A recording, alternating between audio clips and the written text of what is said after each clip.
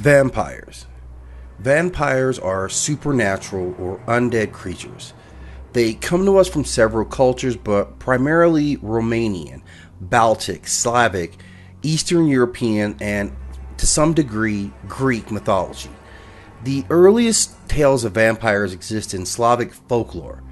The central theme of vampirism include the transference of life essence, typically in the form of blood, aversion to sunlight, aversion to silver, and the sexual component of vampirism and vampires' relationship with humans.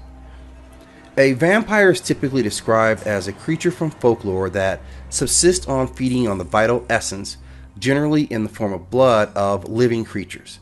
In European folklore, vampires are undead creatures that often visited their loved ones and caused mischief or deaths in neighborhoods that they inhabited when they were alive.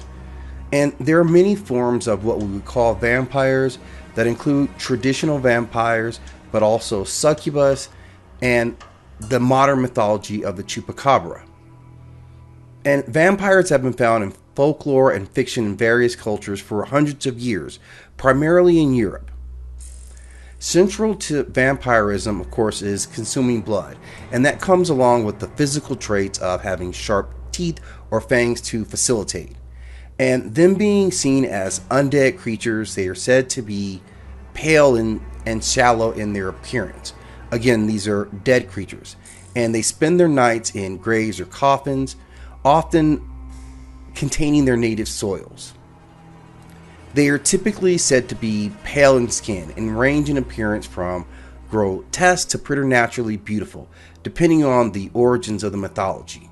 And another frequently cited physical characteristic is the inability to cast a reflection or shadow, which translates into the inability to be recorded or photographed on film. Becoming a vampire. A person can become a vampire in a variety of ways, but the most common is to be bitten by another vampire.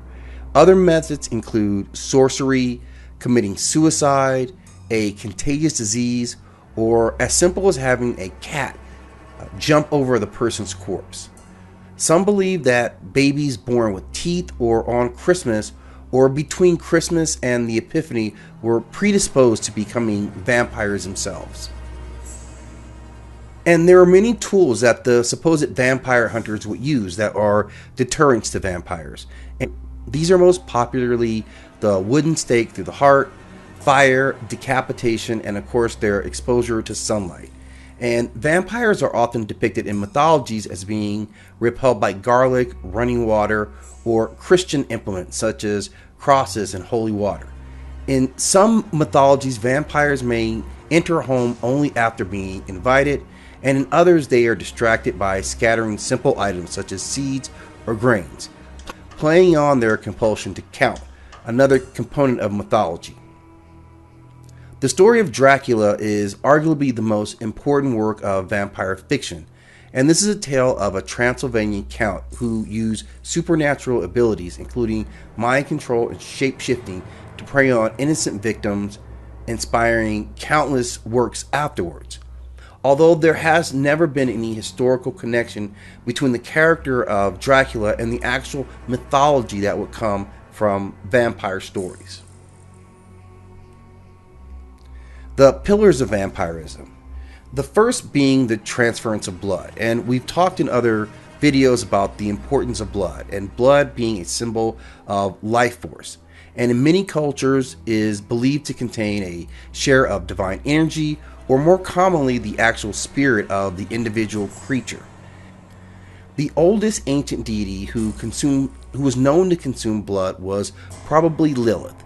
She was described at first as a demon or a female spirit, which exemplified all the darkest attributes of the world. Persian folklore also speaks of other spirits who consume blood. The most famous of these was Asteres, who was herself a demon and specifically a shapeshifter. She was believed to have appeared as a beautiful woman who looked for men to drink their blood, and she was well known in other Jewish mythologies as well. Silver is another important component in the story of vampires. Silver itself is, of course, a chemical element with the symbol Ag and the atomic number 47. It is a soft, white, lustrous transition metal, and it exhibits the highest electrical conductivity, thermal conductivity, and reflective nature of any metal. In culture, particularly in the West, it has been associated with purity, chastity, and eloquence. But Eastern Europeans believe that silver protected against demonic entities, specifically vampires, and of course later it would be werewolves.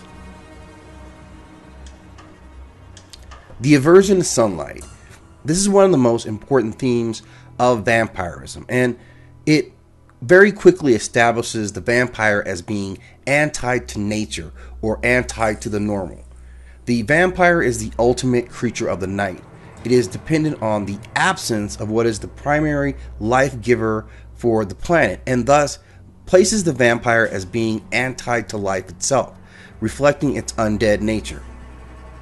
It is associated to concepts such as photophobia or light sensitivity, which is an intolerance to light.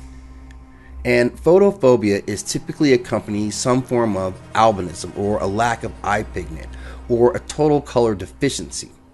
People who have extreme sensitivity to sunlight are often diagnosed with eczodera pigmentosum or XP, and it explains a human condition in which the sun becomes adversarial to the particular person.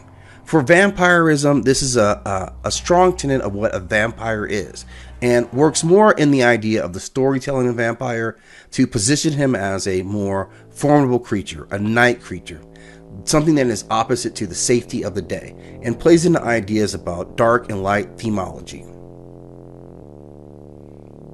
The last component I'll talk about with vampires is the sexual nature of vampires. The act of vampire feeding in itself is sexual by nature, involving as it does the exposed necks of the victim and the lips and tongue of the attacker. So the concept of seduction has always been an important element to vampires. And we saw with earlier tellings of Lilith that she presented herself as a seductress, and that was the critical component. But modern mythology of vampirism has progressed to necrophilia and necromancy, where the undead is not simply a mystical seducer, but oftentimes a comforting lover. They are the love interest primarily.